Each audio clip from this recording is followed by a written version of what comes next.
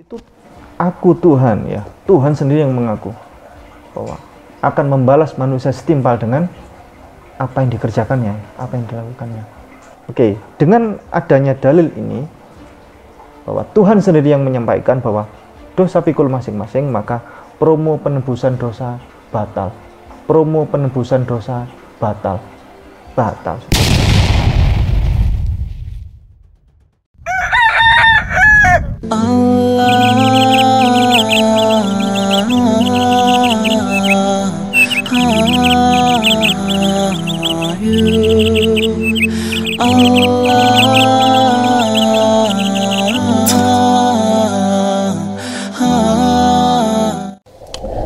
B'Shem Adonai HaRahman HaRahum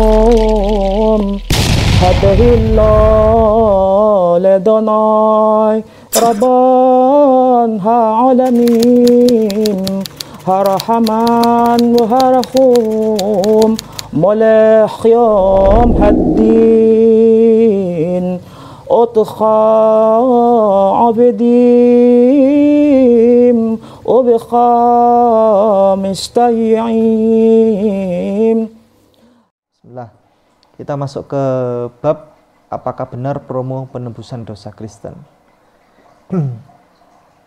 Seringkali di daerah pedalaman itu kaum Kristen, kaum misionaris memurtadkan orang Islam, ya, dengan iming-iming bahwa dosa kalian akan ditebus. Kan itu sering nggak dengar gitu? Siapa yang menebus? Siapa yang menebus? Kalau punya hutang di Pegadaian kan ada yang nebus kan itu. Enak. Ini yang ada yang menebus dosa ini. Siapa yang menebus? Yang menebus adalah Yesus. Jika kalian masuk Kristen, jika kalian beriman masuk Kristen, maka dosa kalian akan ditebus. Ini jaminan keselamatan yang ada di Kristen. Dengan hanya promo ini aja, banyak orang tergiur, ya, banyak orang tergiur dan masuk Kristen. Memangnya di Islam tidak ada promo, ya kan? Banyak, ya kan gitu. Makanya orang-orang nggak paham sebenarnya ini. Hanya promo gini loh, tertarik gitu loh. Apanya yang menarik menurut saya kan gitu. Oke. Di Kristen itu ada namanya dosa waris. Kalau harta waris kan masih enak ya, tanah waris ya kan, mobil warisan kan enak. Ya. Ini dosa diwariskan pada kita. Ya. Kalau sampai ada kaum misionaris Kristen datang ke rumah-rumah orang Islam, ya wajib kita tanya kepada mereka tentang mana dalilnya dosa waris. Gitu. Wajib. Mereka kan promonya dosa kalian pasti ditebus. Bahwa tiap manusia itu punya dosa warisan. Kita tanya, mana dalilnya? Mereka biasanya menunjukkan dua ini. Roma 5 ayat 12. Tetapi itu sama seperti dosa telah masuk ke dalam dunia oleh satu orang, dan oleh dosa itu juga maut. Demikianlah maut itu telah menjalar kepada semua orang, karena semua orang telah berbuat dosa. Itu dalilnya yang biasanya ditunjukkan oleh kaum misionaris kepada orang Islam. Ini dosa waris. Anda punya itu dosa waris itu. Nanti akan ditebus oleh Yesus. Roma pasal 6 ayat 23. Sebab upah dosa ialah maut, tetapi karunia ialah hidup yang kekal dalam Kristus Yesus, bukan Tuhan kita. Ya, jadi seperti itu. Roma 6 ayat 23. Kemudian ada namanya penebusan dosa. Setelah manusia punya dosa waris, maka dosa waris tadi akan ditebus oleh Yesus, akan diampuni ya oleh Yesus. Mana dalilnya? Kita tanya dulu lagi kepada orang Kristen. Mana dalilnya? Dalil penebusan dosa. Coba buka, biasanya mereka akan menunjukkan Kolose 1 ayat 13 sampai 14. Ia telah melepaskan kita dari kuasa kegelapan dan memindahkan kita ke dalam kerajaan anaknya yang terkasih. Di dalam Dia kita memiliki penebusan kita, yaitu pengampunan dosa. Ya. Jadi Yesus yang akan memberikan pengampunan dosa untuk kalian ya. Efesus 1 ayat 7. Monggo Ustaz. Sebab di dalam Dia dan oleh darahnya kita beroleh penebusan, yaitu pengampunan dosa menurut kekayaan kasih karunia-Nya. Nah. Jadi jelas bahwa dalil penebusan dosa itu ada di Bible ya, seperti itu. Baik, mari kita audit kebenarannya. Silakan buka semua dalil tersebut ya. Nomor 1 ini ya, nomor 1. Kalau sampai ada orang Kristen melakukan promo penebusan dosa, kita audit dulu promonya, ya kan? Kalau ada Ramayana promo diskon 50%, ya tetap kita audit dulu. Ini 50% benar atau enggak kan gitu. Jangan-jangan dinaikkan dulu, ya. Kemudian baru didiskon. Ya. Kita ceknya itu cek kebenaran, kira-kira pakaian ini layak nggak memang diskon dengan harga segini kan gitu. Nah, gitu. Apakah benar diskonnya atau jangan-jangan diskon abal-abal?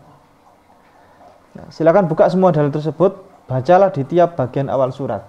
Coba buka Roma tadi di ayat 1. Paulus memberitakan kerajaan Allah di Roma. Oke, atasnya dulu. Surat. Surat Paulus kepada jemaat. Kepada jemaat di Roma. Surat Paulus kepada jemaat di Roma. Jadi ceritanya Paulus waktu itu di penjara. Kemudian dia mengirimkan surat-surat itu kepada kawannya untuk disampaikan kepada jemaatnya, kaumnya di Roma. Itu surat Paulus kepada jemaat di Roma. Oke, lanjut. Surat Paulus kepada jemaat. Kalau belum tahu buktinya, baca dulu ayat 1. Dari Paulus, hamba Kristus Yesus yang dipanggil menjadi rasul dan dikuduskan untuk memberitakan Injil Allah. Clear kan? Clear kan? Itu siapa yang nulis? Paulus. Atasnya lagi apa tadi? Surat? Paulus kepada jemaat. Surat atau firman itu? Surat. Oke. Anda sendiri yang jawab ya. Oke. Roma ya. Sekarang buka Kolose. Coba dibaca antum. Surat Paulus kepada jemaat di Kolose. Ya kan? Ya. Ayat 1. Dari Paulus, Rasul Kristus Yesus, oleh kehendak Allah dan Timotius saudara kita. Clear kan? Clear kan? Bisa membedakan enggak mana firman mana surat? Baik. Itu intinya nama Roma tadi, surat Roma tadi, nama kota. Ya. Nama kota, jemaatnya ada di kota Roma gitu. Kemudian surat Paulus kepada jemaat di Roma. Akhirnya jadikan Roma itu sebagai nama surat. Kolose sama. Kolose itu nama daerah. Jemaat di Kolose dikirimi surat oleh Paulus untuk jemaat di Kolose. Di ayat pertama tadi dari Paulus, bukan dari Yesus ya. Oke, clear ya? Oke. Jadi promo penebusan dosa yang ada disebutkan tadi oleh orang-orang misionaris tadi, kita sebutkan mana dalilnya kan gitu kan. Tunjukkan dalilnya, batal kan? Sudah batal. Mereka biasanya mengandalkan perjanjian baru. Kalau perjanjian lama tidak begitu dipercaya oleh mereka. Kenapa? Nanti saya jelaskan besok di materi depan ya. Jadi perjanjian lama dan perjanjian baru. Jadi ini kan dalilnya perjanjian baru semua. Iya. Ya kan? Mereka lebih percaya perjanjian baru. Dalilnya perjanjian baru semua. Batal itu kena itu. Berarti itu adalah perintah dari Paulus. Dan itu pernyataan Paulus, bukan pernyataan Yesus. Nah, Yesus tidak pernah mengatakan menebus dosa, tidak ada. Itu yang disampaikan adalah oleh Paulus. Paulus lupa bahwa ia sendiri pernah menulis pada Galatia 3 ayat 13. Dia lupa nulis itu di suratnya. Ya, coba buka aja Galatia. Buka aja dulu Galatia ayat 1 dulu. Surat Paulus kepada jemaat di Galatia.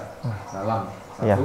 Dari Paulus, seorang rasul, bukan karena manusia, juga bukan oleh seorang manusia, melainkan oleh Yesus Kristus dan Allah Bapa yang telah membangkitkan dia dari antara orang mati. Clear, sudah clear ya. Surat kepada jemaat di Galatia. Sekarang buka di pasal 3 ayat 13. Ya, 3 ayat 13. Kristus telah menebus kita dari kutuk hukum Taurat dengan jalan menjadi kutuk karena kita. Ya. Sebab ada tertulis, terkutuklah orang yang digantung pada kayu salib. Terkutuklah orang yang digantung pada kayu salib. Yesus dikatakan digantung di kayu salib. Berarti mereka sendiri yang nulis. Bukan kita loh ya. Lupa mungkin dia menulis seperti itu. 3. Kita ini manusia dibekali oleh Allah dengan akal ya. Dengan akal yang sempurna. Berbeda dengan hewan ya. Kita harus menggunakan logika akal sehat ya. Dipakai akal sehatnya.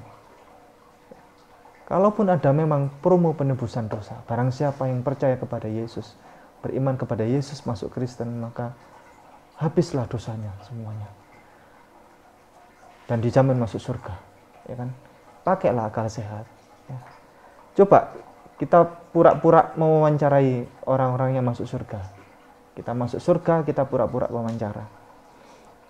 Pak, jenengan dulu apa?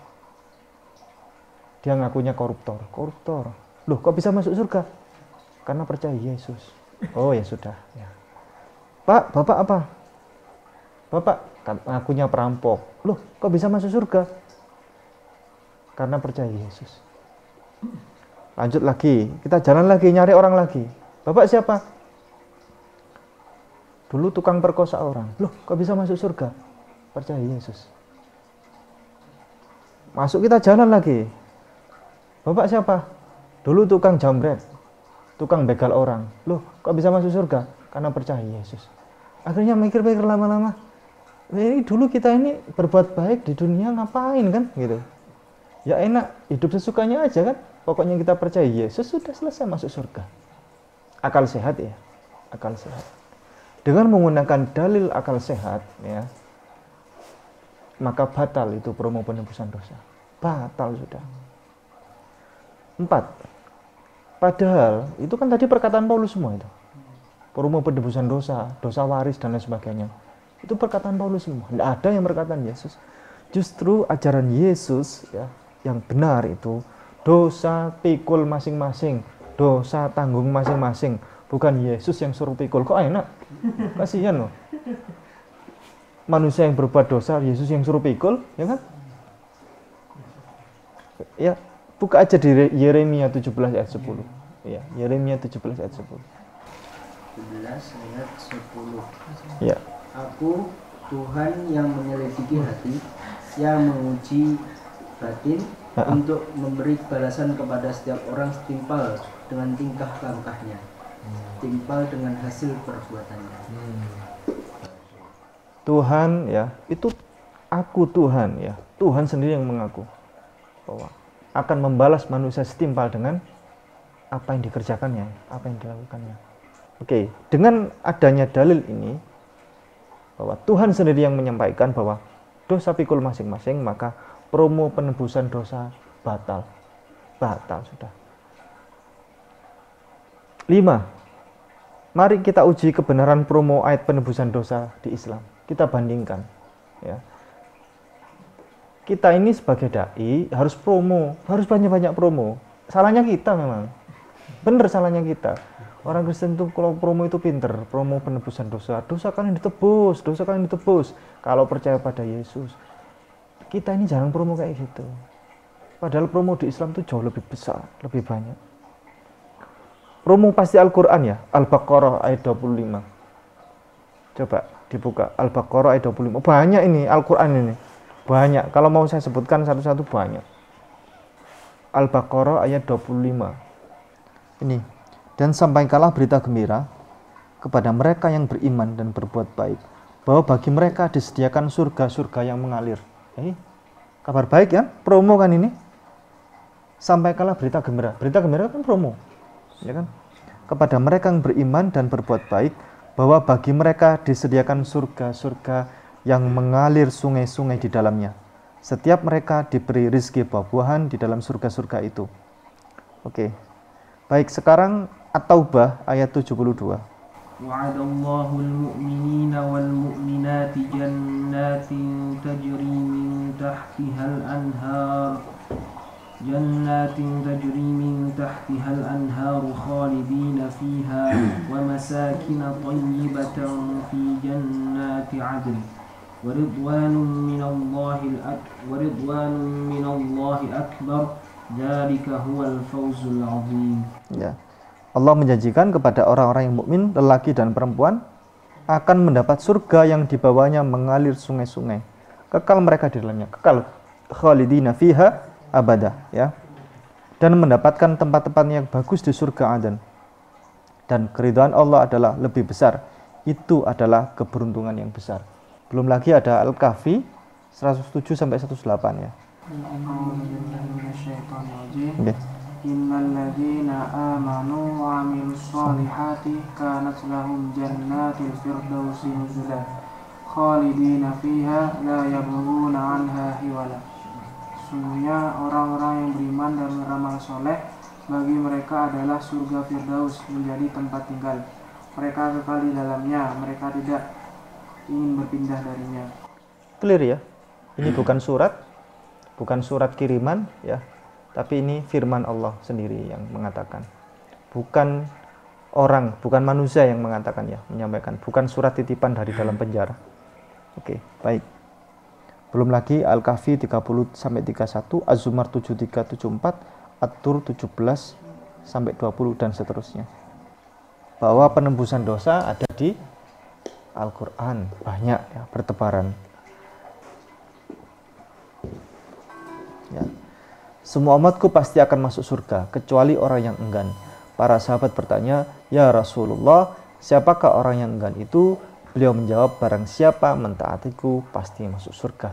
Dan barang siapa mendurhakaiku, maka dialah orang yang enggan atau tidak masuk surga." Jadi hadis riwayat Al-Bukhari. Ini jelas sudah, kata Rasulullah, semua umatku pasti akan, ada pasti itu sudah, pasti akan masuk surga. Kemudian lanjut. Ini hadis yang populer ya. Semua orang pasti sering dengar ini. Man qala la ilaha illallah dakhalal jannah. Ini populer ini. Barang siapa yang mengucapkan la ilaha illallah dia masuk surga. Ini ada dua penafsiran.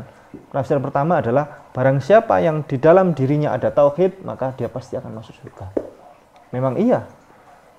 Jaminan Allah tadi di Al-Quran kan gitu. Barang siapa yang beriman saja pasti masuk surga. Jadi barang siapa yang dalam dirinya ada tauhid la ilaha illallah pasti masuk surga. Perkara nanti banyak dosa ya kan, ketika ditimbang itu lebih banyak timbangan dosanya, maka dibersihkan dulu di neraka kan gitu. Itu logika akal sehat masuk sudah. Dibersihkan di neraka dulu, kemudian setelah bersih baru masuk surga. Logika akal sehat masuk. Bukan promo palsu, bukan promo abal-abal kayak tadi. Oke. Penafsiran yang kedua, man qala la ilaha illallah dakhalal jannah. Barang siapa yang mengucapkan la ilaha illallah ketika masa akhir hidupnya, ketika menjelang meninggal, maka dia pasti akan masuk surga. Ya. Saya kira dua-dua penafsiran tadi itu sama-sama betul. Ya. Lebih enak mana ya, jadi orang Kristen atau jadi orang Islam? Jawabnya, ya enak jadi orang Islam lah. Mau buktinya? Buktinya ini. Bukti jaminan penebusan dosa jauh lebih banyak di Islam. Jauh. Masih jauh lebih banyak di Islam. Kalau tadi dalilnya cuma ada berapa tadi? Ada Roma, ada Kolose, Efesus. Ya. Di Islam jauh dalilnya lebih banyak. Al-Quran tadi sudah kita sampaikan. Al-Hadis kita sampaikan. Banyak Al-Hadis yang lain. Ya, kita sampaikan. Setiap muslim, ini contoh, setiap muslim yang berwudu, maka terhapuslah dosa-dosanya. Bukti dalilnya ini. Jika seorang hamba yang muslim atau mukmin berwudu, ia membasuh mukanya, maka keluarlah semua dosa yang dilakukan oleh kedua matanya, bersama jatuhnya air atau bersama tetesan terakhir dari air. Ketika ia membasuh kedua tangannya, maka keluar pula seluruh dosa yang dilakukan kedua tangannya itu, bersama air atau tetesan terakhir dari air. ketika ia membasuh kedua kakinya, maka keluarlah seluruh dosa yang dilakukan kedua kakinya bersama jatuhnya air atau tetesan terakhir dari air, sampai akhirnya ia bersih dari dosa-dosa. Enak loh. Wudhu itu ternyata dosa-dosa luruh semua bersama tetesan air. Enak, ini sudah habis dosa kita sudah. Ya kan? Catat ya, itu masih bab wudhu. Masih bab wudhu saja, belum dari bab-bab yang lain. Ya. Saya kasih contoh. Ada pahala sedekah. Ya. Sedekah itu bisa melunturkan dosa. Pahala ketika seorang muslim sedang sakit. Sakit juga dapat meluluhkan dosa. Ya. Sakit itu bisa meluluhkan dosa. Pahala sholat. Sholat bisa melunturkan dosa. Pahala zakat. Orang zakat itu melunturkan dosa. Pahala berhaji. Haji itu melunturkan dosa. Pahala belajar agama, thalabul ilmi, forum-forum kajian seperti ini itu melunturkan dosa. Pahala puasa, kemudian pahala bersilaturahim, pahala menolong sesama, ya, pahala berkorban, pahala berjuang di jalan Allah, pahala menikah. Menikah pahala loh ya. Loh iya. Itu dosa-dosa. Aduh, kita mau cerita gimana ya? Ya. Wis sampai cari sendiri ya. Pahalanya orang menikah itu luntur dosanya loh. Ya, oke. Lanjut ya. Belum lagi yang ini, pahala berzikir ya. Habis salat kita berzikir astagfirullahaladzim. Astagfirullahaladzim. Astagfirullahaladzim. Istighfar ya. Istighfar yang banyak melunturkan dosa loh sudah. Pahala membaca Al-Qur'an ya. Pahala memakmurkan masjid. Pahala berangkat ke masjid, tiap langkah menghapuskan dosa. Tiap langkah menghapuskan dosa. Pahala umroh, ya. Pahala masuk Islam. Ketika seseorang masuk Islam, maka langsung habislah dosa-dosanya seperti bayi, ya. Bayi yang baru lahir. Enak loh ini, Islam itu. Kita tambahin lagi, belum lagi pahala membahagiakan orang tua. Kalau pahala membahagiakan istri sudah tadi ya, nikah. Pahala menghafalkan Al-Qur'an, ya. Bisa membawa saudara-saudaranya yang lain ikut masuk surga juga, ya kan? Bisa ambil mana keluargaku, kan? Berapa jatahnya? 10 nggih? 10. Sahih ya? Ada yang 70. Ada yang 70, ada yang 10. Jadi pahala menghafalkan Al-Qur'an itu bisa dijamin masuk surga plus membawa saudara-saudaranya, keluarganya ikut masuk surga. Pahala sholat tahajud, belum lagi pahala sholat duha, belum lagi pahala sholat syuruk. Sholat syuruk itu ya waktu habis sholat subuh berjamaah, kemudian sholat syuruk itu ya, dan masih banyak lagi yang lainnya. Panjang kalau ditulis. Ya. Berarti Islam, kalau orang Islam ya menjalani syariat yang lurus, yang benar, maka sudah pasti masuk surga.